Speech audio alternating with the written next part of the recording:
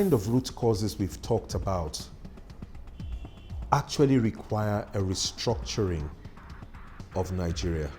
At least a discussion around the structuring of Nigeria as a country.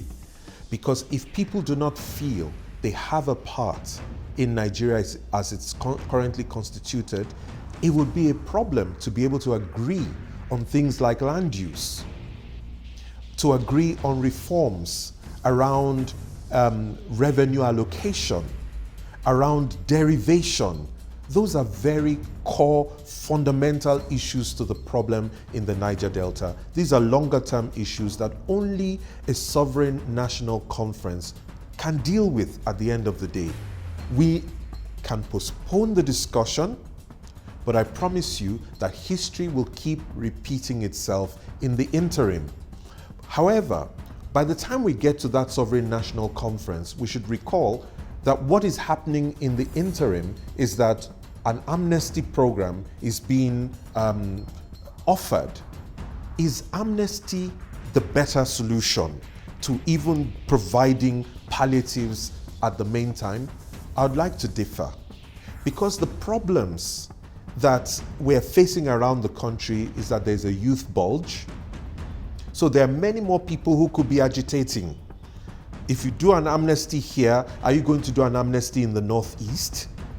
If Masob starts a problem, will you do an amnesty there as well?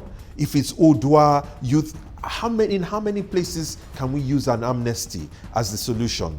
Secondly, there's an over-dependence on oil. We all know that. And there's an over-dependence on government. We also know that.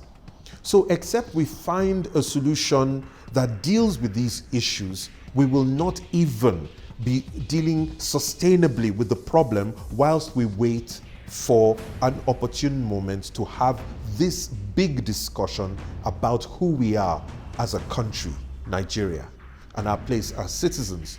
So imagine that you had a big company in palm oil, and all the ancillary industries needed to support that industry was done on an inclusive basis, which means that all the young people have businesses. I don't mean you just give people a job and say, go to the farm.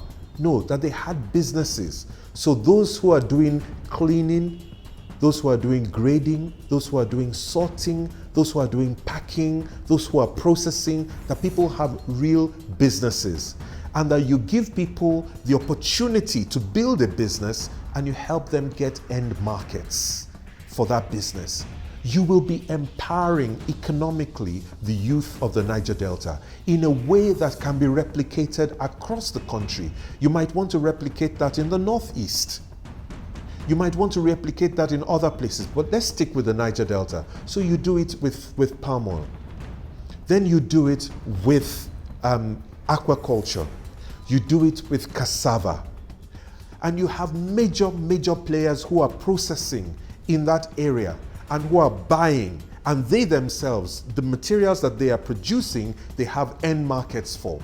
If that is all you did through your development commissions, if that is all the state governors managed to achieve, then you will have many people able to sustain themselves, able to produce in a way that can even be exported, things that Nigeria actually needs.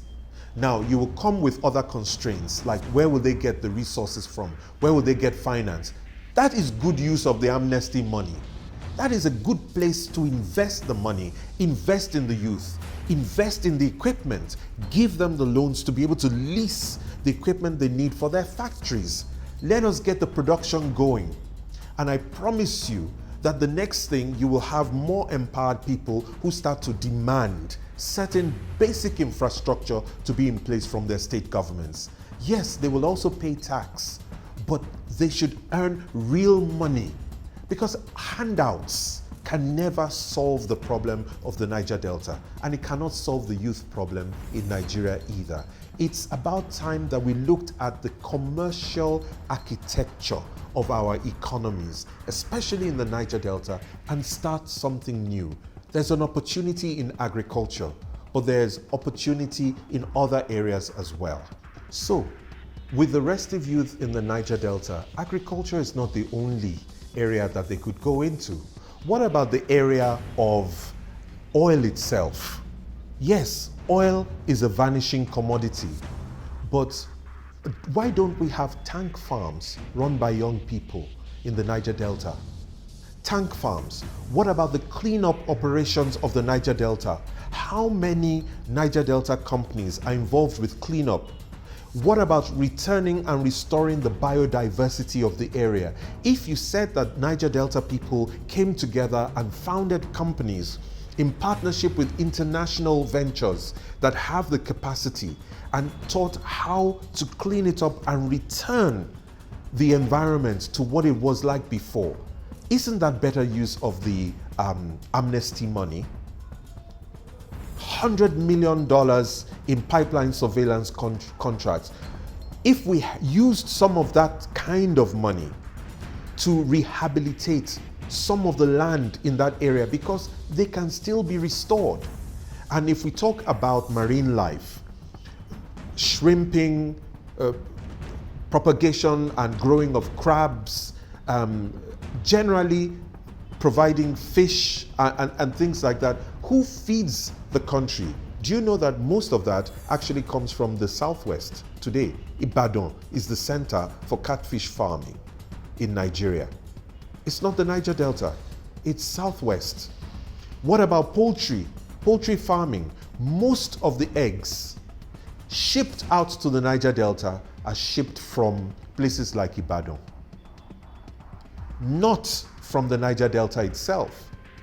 Is it that those businesses could not be done, or you will come up with special constraints like access to finance, access to know-how, access to the technologies? This is where the federal government should be encouraging partnerships and providing the finance to enable this, or at least the guarantees that will enable the partnerships to form in order for these people to go ahead with it. What about housing?